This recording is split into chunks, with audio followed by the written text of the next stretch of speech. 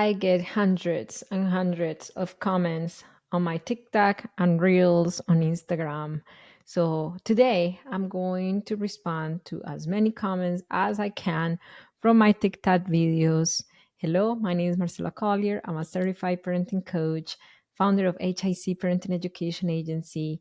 If you want to parent your children respectfully, but you may struggle with reactivity or with even calming yourself down, this is the place. Subscribe to my channel because we are in HIC Parenting committed to help you break free from that reactivity and parent with peace. So let's start with this, responding to these comments. So Brittany says, my emotions were ignored, laughed at. As an adult, I struggle regulating and worry I won't be able to help my baby regulate hers. When we don't have a model of managing emotions correctly growing up, we many times tend to fear getting angry, to fear feeling overwhelmed, to fear getting frustrated with our kids because the model that we got from that growing up was fear looked kind of scary when my parents, no, angry looked kind of scary when my parents got angry. I didn't have a good time. They got kind of scary with me. So it is not about not acknowledging or not getting angry, not getting frustrated, not getting overwhelmed. It's about learning to welcome it and read the message that frustration, anger, overwhelm is giving you beneath it. Because all emotions are coming to give us a little signal or a little the communication that something's going on. Anger is a protective emotion. So it may be that anger is telling you, hey, you have not met your physical needs. You are hungry. Go eat right now. But if we don't listen to it and we try to suppress it, we won't understand and meet our physical need. And then the anger raises up even more. And that's when we react. So when you say, hey, you're worried that you won't be able to regulate hers, you like you can help your baby because you are not a baby anymore. You are not a helpless child who did not know how to manage their emotions. You have a fully adult brain to back you up and help you out in those moments. The key is to not run away from your anger anymore, from your frustration, but to breathe through it, see what's telling you, and communicate or meet your need. Okay. Every time you speak, I feel you are describing me the way I was raised and the way I am. Oh. Let's see if there is another question here. As a first gen Latin American, I wish I could share this with my mother so she could understand the harm she inflicted upon me. I don't know why. I see a lot of hesitation. I see that a lot in my comments. How can I send this to my mom without sending it? It's almost like a fear of speaking up. That fear stems from when we try to speak up and we're gaslighted, when we try to speak up and when the blame comes back to us. We cannot we cannot control what our elders will do with the information we give them. So they might gaslight us. They might say something that doesn't feel comfortable. It's not on our control that, but sure we can communicate and speak up for ourselves regardless on how they will react. My encouragement is that if you had something, un entripado, if you have something in like stuck in your chest, let it out. Because whatever the feelings that don't are not processed, that are not communicated, they grow and they turn into bitterness. And they turn many times. I know that studies have linked up physical diseases like things in your body from packed up anger, packed up anxiety, packed up sadness, packed up hurt. So speak up, even if they don't like it, even if they gaslight you. Protect yourself, not soaking it in, but at least they heard it and it's out there. Try to do it as respectful as possible and look for the right timing as well. Might not be when they are upset, but it could be in a time when you see they're more open to hear.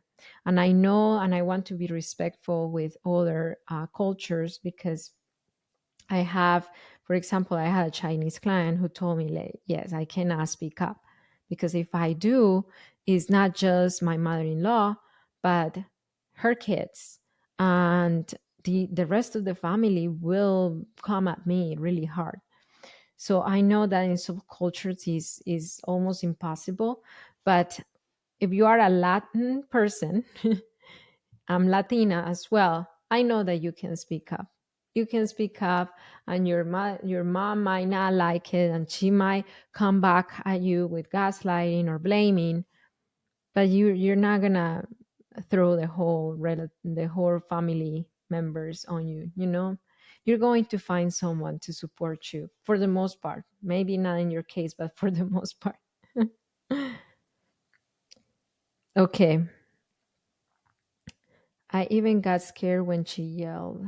Mm.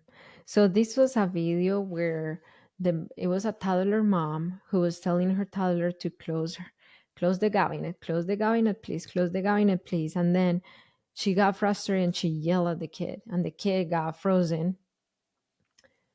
He got visibly scared and he stopped. But this comment said, I even got scared. That's the point. He did not stop because he learned his lesson, but because he was scared, because he was startled, because he was in his survival stress response. He's gonna go back to the cabinets later, or maybe it's going to show up in another behavior later on. So many times, so does yelling and punishment get children to listen? Yes, but at the cost of them doing it because they're fearful of, because they're in their free stress response, not because they learned a skill. Okay, let's see what else. Uh, the child most likely heard shut up from the household. She's talking about a video where the child tells the mom to shut up when she's trying to redirect him. Can I mean, is it true that everything that comes out of a children's mouth is because they heard from the parent? No. Sometimes they hear things on TV, at school. Sometimes my twins say things, that I'm like, okay, where did you I don't say that at home. So kids pick things up from many different places, but for sure the things that we repeat the most in the family, that's what we are going to get from them. So if you get the shut up from your kid, just think for a second. Do I say it to them? How often? How much has this been part of my language? And change it because it's influencing the way they're responding to you. Okay, so let's go for a last one. Uh, let's see.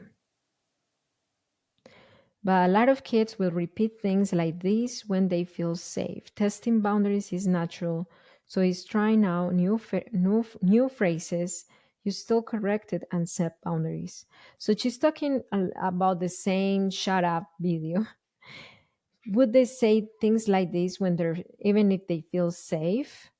Possibly yes. So they say things because they hear it from other places and they're just repeating it, just like Leo Loritos. How do you say Loritos? They're Leo parrots that repeat everything we give them.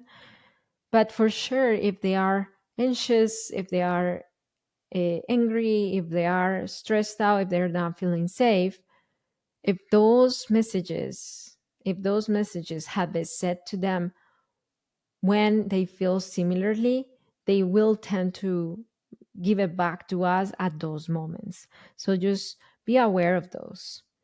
And there are many other comments. I encourage you to follow me on Instagram at High Impact Club, Marcela Collier on TikTok. Every single day I post there. And if you are like, okay, Reels and TikToks are good, but I want a more in depth training to really help me get over the hump in my parenting, because I don't want to react anymore with yelling, with spanking. I don't want to react anymore. My encouragement is to access my free class. You can find it in hicparenting.com, hicparenting.com. And on this free class, I'll walk you through the 4-step system to break free from reactivity and parent your children with peace. You can find it in the description below or somewhere here on a card up here, and it's there. I am curious. I am curious. Have you heard your children saying things like, you're like, for sure we don't say that in our house?